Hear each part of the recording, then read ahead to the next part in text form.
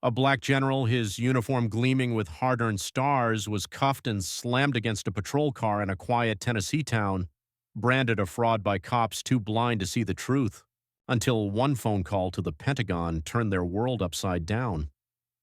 Lieutenant General Elijah Carter, 48, a titan of the U.S. Army, had only wanted a quick bite in Millfield, a nowhere stop off I-40 before a high-stakes briefing at Fort Campbell. Silver-haired, chest-heavy with medals from wars most only read about, he was a living legend. But that night, in a diner parking lot under flickering lights, two officers saw a black man in uniform and decided he was a lie. Their mistake sparked a firestorm, and the lesson they learned would echo far beyond that dusty town. It started with hunger, not trouble. Elijah pulled his rental sedan into Benny's diner, neon sign buzzing, promising hot food and a moment's peace after 6 hours on the road.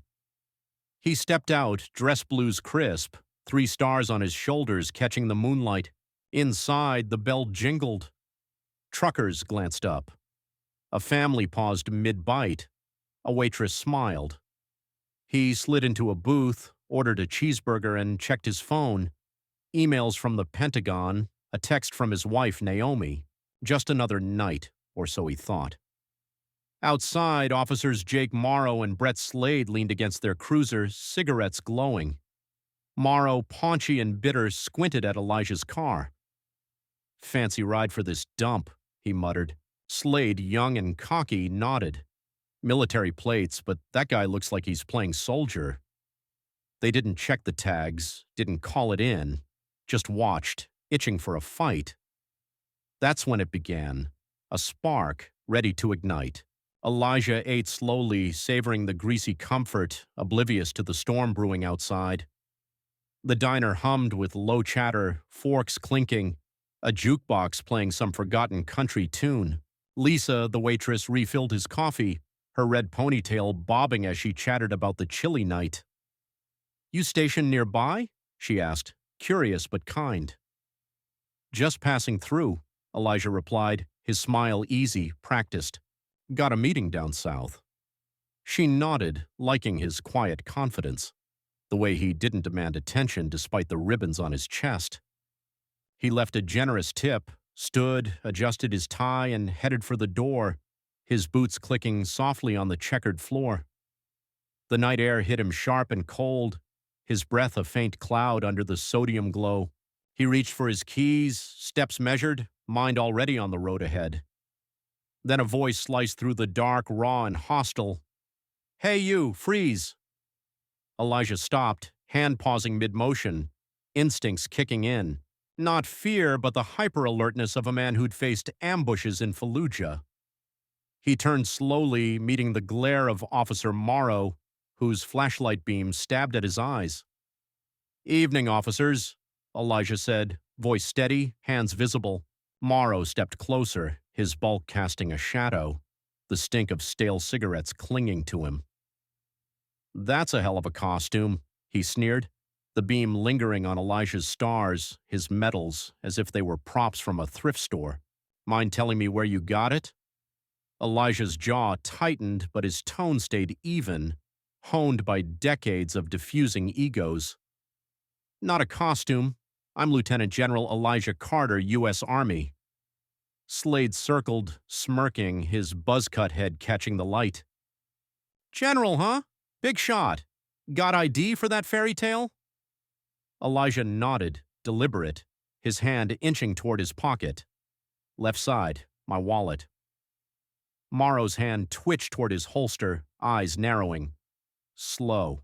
Real slow," Elijah complied, pulling the wallet with 2 fingers, holding it out. Slade snatched it, flipped it open, scanned the military ID, name, rank, photo, all legit, but tossed it to Morrow with a shrug. "Could be fake," Morrow said, voice dripping with contempt. "You don't look like any general I know." The words landed like a punch, heavy with meaning. Elijah locked eyes with Morrow, unblinking. "And how many black generals have you met, officer? Or is it just that I don't match the poster in your head?" The air crackled, tense as a drawn bow. A couple lingered near the diner door, phones out, filming. Lisa stepped outside, arms crossed, her face tight with unease. More eyes gathered, gas station workers, late-night stragglers drawn by the rising heat. Morrow's face reddened. Not shame, but rage, his ego bruised by the calm defiance. "Don't play smart with me," he growled, stepping so close Elijah could see the sweat beading on his brow. "We're verifying this, and if you're lying, you're done." Elijah didn't flinch. "Call Fort Campbell. Ask for Colonel Rachel Vance. She'll tell you who I am." Slade laughed, sharp and mocking, circling tighter. "Oh, we're not calling your pal for story time. Hands on the car, now." Elijah stood firm, his voice low but unyielding. "I'm not resisting, but I won't comply with unlawful orders. You've got no grounds to detain me." That was the trigger. Morrow lunged, grabbing Elijah's arm, twisting it hard, and slammed him chest first onto the sedan's hood. The metal was cold, biting through his uniform. "You want to play tough?" Morrow hissed, his breath hot against Elijah's ear. Cuffs snapped shut, steel digging into his wrists, pain flaring but not breaking him. "You're under arrest. Impersonating an officer, resisting. Bet you didn't see that coming, General." Slade yanked open the cruiser door, grinning like he'd won a prize. Elijah didn't struggle, didn't shout. Years in war zones taught him a noise only feeds the chaos. But as Morrow shoved him toward the car, he turned his head, voice cutting through the night. "My phone's in my right pocket. Call the number labeled Pentagon. Do it now or you'll wish you had." Morrow scoffed, pushing harder. "Save your bluff for the judge." The crowd swelled, phones flashing, murmurs growing. Lisa stepped forward, voice shaking but firm. "Jake, stop it. He didn't do anything." Morrow spun, jabbing a finger. "Back off, Lisa, or you're next." She froze but didn't retreat, her eyes meeting Elijah's, a silent promise she wouldn't let this go. As the cruiser door slammed, caging him in the stale, leather-scented dark, Elijah saw the faces outside, shock, anger, fear, and knew this wasn't just about him anymore. The Millfield police station was a squat, grim box of a building, reeking of bleach and despair. Fluorescent lights buzzed overhead, casting sickly shadows. Elijah sat in a holding room, wrists still cuffed, chained to a scarred metal table. His uniform, pristine hours ago, was creased, a smudge of dirt on the sleeve, but his posture screamed authority. Back straight, eyes forward, unbowed. Morrow and Slade lounged by the door, sipping burnt coffee, their bravado louder now, feeding off the walls. "Bet this guy's got a record a mile long," Slade said, scrolling a tablet, his grin all teeth. "Nobody pulls off a scam this bold without practice." Morrow chuckled, leaning back, boots scuffing the floor. "Saw a guy once bought a whole colonel's kit online. Thought he'd get free drinks at the VFW. This one's the same, just fancier." Their laughter grated, but Elijah didn't react. His eyes tracked the clock, 11:47 p.m. Each tick was a reminder to stay sharp, stay patient. He'd been here before, not in cuffs, but in moments where he had to prove his worth. At 23, a base guard joked he looked like a recruit playing officer. At 38, a Pentagon staffer double-checked his clearance like he'd snuck in. Each time he let truth cut deeper than anger. Tonight would be no different. The door creaked open, hinges screaming neglect. Chief Roy Dawson shuffled in, gray mustache drooping, eyes bloodshot from too many late shifts. He held Elijah's wallet, thumbing the ID with a frown. "This says you're a 3-star general," he said, voice gravelly, skeptical. "That true, or are we wasting everybody's time?" Elijah met his gaze, unflinching. "Lieutenant General Elijah Carter, Joint Special Operations Command. It's true, and your officers would have known that if they'd done their job instead of playing vigilante." Dawson's brow furrowed. He glanced at Morrow, who shrugged, unfazed.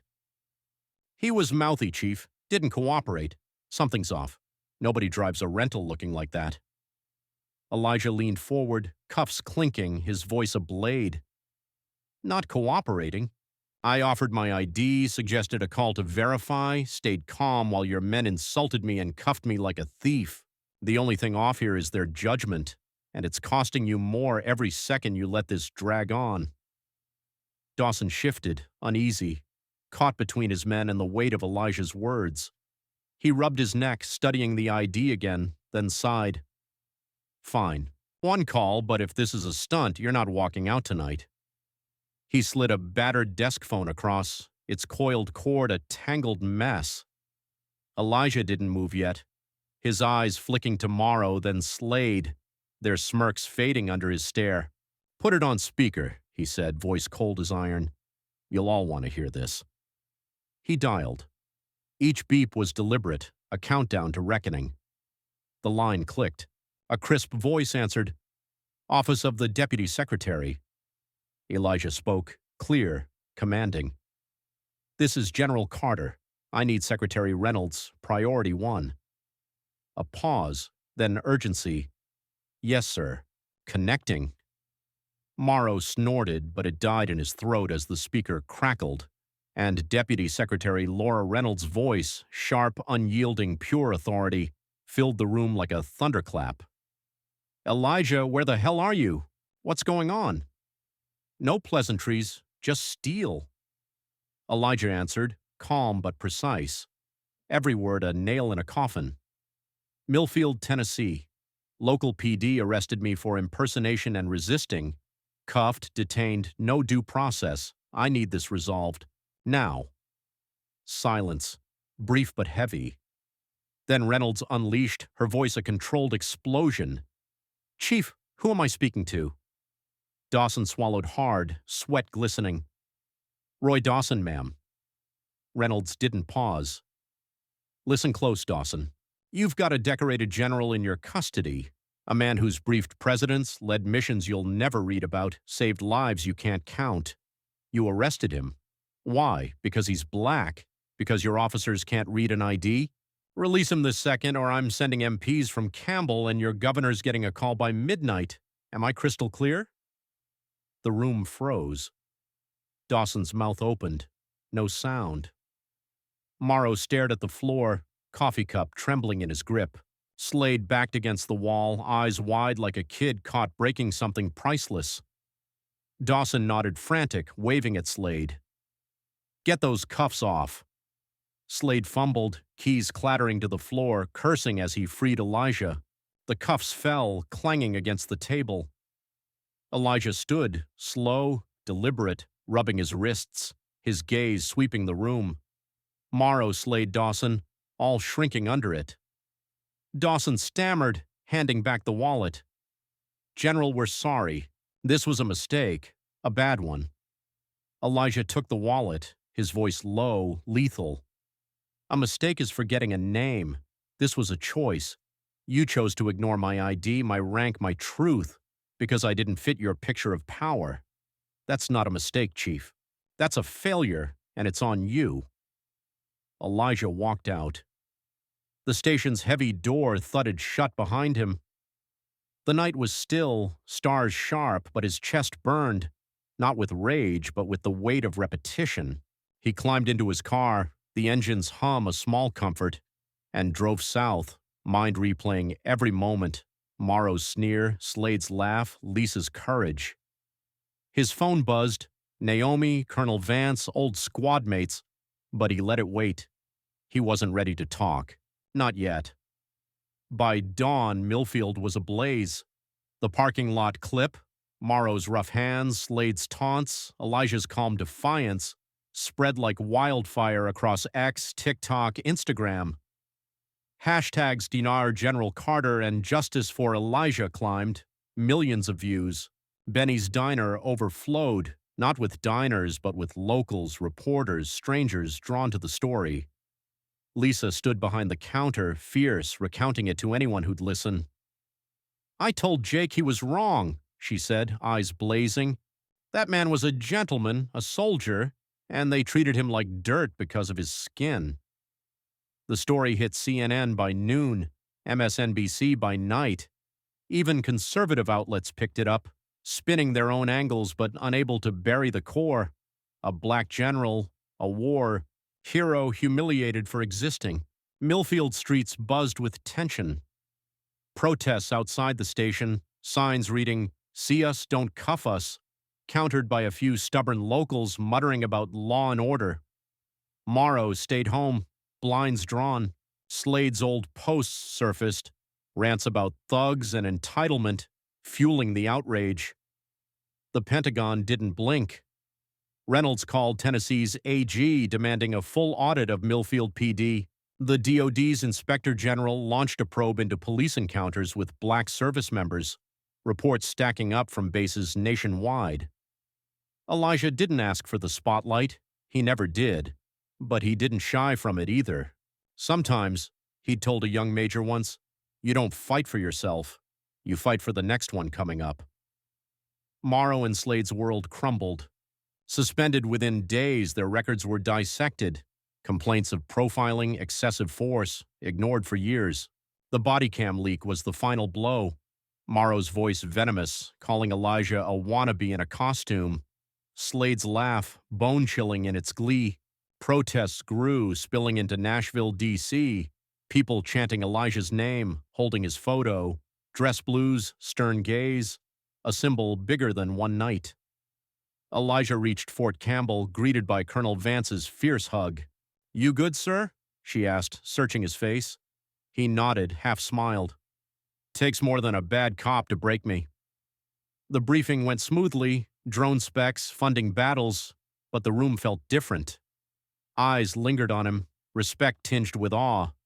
Afterward, a young black lieutenant approached, voice low. "How do you keep going, sir? After that?" Elijah paused, seeing himself at that age. Raw, determined. "You don't just go on," he said. "You carve your place. Make them see you, not their fears. Every step's a lesson. For you. For them." Millfield couldn't hide. Chief Dawson called a town hall, the high school gym packed, air thick with anger and hope. Lisa live-streamed, her phone steady now, capturing Dawson's faltering voice. "We failed General Carter, failed this town. I'm stepping down. New leadership's coming." Boos mixed with cheers. Questions flew. What about Morrow? Who pays for this? A pastor rose, voice steady, cutting through. "This isn't about one man quitting. It's about seeing each other, soldier, neighbor, human. If we don't start now, we never will." Elijah heard about it later from Lisa, who called weeks after, her voice bright with pride. "They're retraining every cop, sir. Morrow's gone. Slade's stuck pushing papers. People here, they're talking. Really talking." Elijah smiled, picturing her at Benny's, still pouring coffee, still fighting. "You did good, Lisa, more than you know." He didn't return to Millfield. Didn't need to. The story wasn't his alone anymore. It belonged to every soul who'd been misjudged, dismissed, dehumanized. At Campbell, he mentored a black captain, her eyes fierce but nervous. "They'll test me," she said. Elijah nodded. "Let them. You're not just passing through. You're building the road. Stand tall. They'll learn." Months passed, but Millfield's scars pulsed. Morrow faded into obscurity, shunned even by old buddies. Slade left town, his name poison. A new chief, a woman from Atlanta with a no-nonsense rep, rewrote the PD's playbook. Bias training, accountability, community boards. Schools taught kids about men like Elijah. Churches held talks on healing. He didn't track every change, but he felt them. Ripples from one night, spreading wide. One evening, Naomi showed him a viral post. Him at Benny's, smiling, captioned, "Heroes don't bend." He shook his head, but she held his hand tight. "They see you, Elijah. Let them." He thought of his father, a Vietnam vet who'd faced spit and slurs, yet told him, "Hold your fire, son. It burns brighter that way." Elijah always had. The cuffs, the sneers, the cold hood. They lingered. Scars, not wounds. But so did Lisa's voice, Reynolds's fury, Naomi's grip, and a million strangers who saw him, really saw him. Millfield was one battle in a long war, but he'd won it, not with fists, but with truth. So here's the deal. If you've ever been sized up, pushed down, told you don't belong, know this. You do. Walk like the ground's yours. Live like your light's untouchable. If this story hit you hard, made you mad or proud, share it. Comment. Hit subscribe. Let's keep telling truths about the unbreakable, the unseen, the ones who teach the world to open its damn eyes.